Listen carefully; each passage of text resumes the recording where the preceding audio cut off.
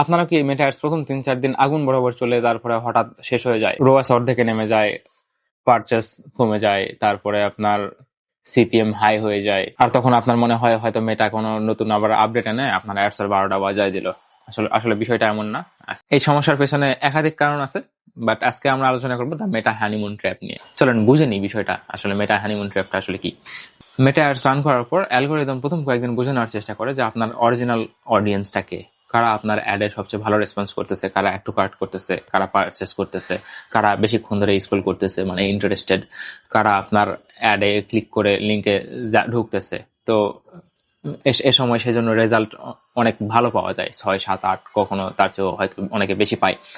Purchase একের পর এক আসতে থাকে, তখন আপনার মনে হয় যে ওয়াও, একটা উইনিং অ্যাড তো পেয়ে গেছি। কিন্তু ৩-৪ দিন পর শুরু হয় আসল গেম, পুরো খেলাটা উল্টে যায়। এখন অ্যালগোরিদম নতুন করে বোঝার চেষ্টা করে, নতুন করে হিসাব করে কারা আপনার পারচেস করলো কয়দিন ধরে, তাদের বয়স কত, কোথায় থাকে, তাদের লাইফস্টাইল কিরকম, কোন ধরনের আচরণে তাদের মধ্যে সবচেয়ে বেশি মিল পাওয়া যায়, কোন সিগন্যালগুলো সবচেয়ে বেশি কনভার্সন করতেছে। এই তথ্যগুলো ব্যবহার করে মেটা তখন আপনার নতুন একটা ওই অ্যাডের জন্য বায়ার পার্সোনা বা বায়ার অ্যাভাটার ক্রিয়েট করে।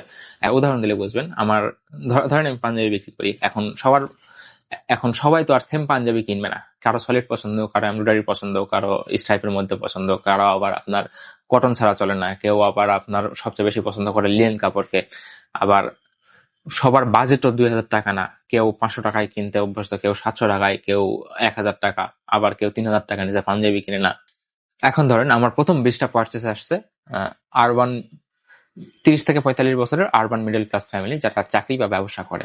তখন অ্যালগোরিদম আপনার যে বায়ার পার্সোনা অলরেডি ক্রিয়েট করে ফেলছে, সিমিলার বায়ারকে টার্গেট করে অ্যাড দেখাতে শুরু করে। আর এখানে শুরু হয় দ্য মেটা হানিমুন ট্র্যাপ। কারণ শুরুতে যাদের কাছ থেকে কনভার্সন পাওয়া যাচ্ছিল, সময় যাওয়ার সঙ্গে সঙ্গে সেই ধরনের নতুন বায়ার খুঁজে পাওয়া আর সহজ হয় না। আপনার কম্পিটিশন বাড়তে থাকে, অকশন বাড়ে, পারচেস কমে, রোয়াস কমে, আর তখন আপনার মনে হয় যে উইনিং এর হয়তো বার্ন হয়ে গেছে। কিন্তু সমস্যা ক্রিয়েটিভে না, সমস্যা হলো অ্যালগোরিদম নতুন সিগন্যাল চায়, নতুন ক্রিয়েটিভ চায়, নতুন হুক চায়, নতুন অ্যাঙ্গেল চায়। এই কারণে একটা উইনিং অ্যাড দিয়ে মাসের পর মাস বিজনেস রান করার যে সময়টা ছিল, ওই সময়টা শেষ হয়ে গেছে বর্তমান। এখন আপনাকে মার্কেটে টিকে থাকতে হলে প্রতি মুহূর্তে উইনিং অ্যাড, উইনিং ক্রিয়েটিভ, আপনার হুক, তারপরে অ্যাঙ্গেল চেঞ্জ করে রেগুলার ৩ থেকে ৪ দিন পর পর অ্যাড রান করেন, আশা করি ভালো পারফর্ম করবে। আর আপনার অ্যাডে কি সমস্যা হচ্ছে কমেন্টে জানাতে পারেন, আমি হয়তো সামনে ভিডিও বানাবো, দেখলেন আর কি। আর আপনার পেজটাও মেনশন করে দিতে পারেন, অ্যানালাইজ করতে পারি, হয়তো নাও করতে পারি, কারণ এত সময়ও নাই।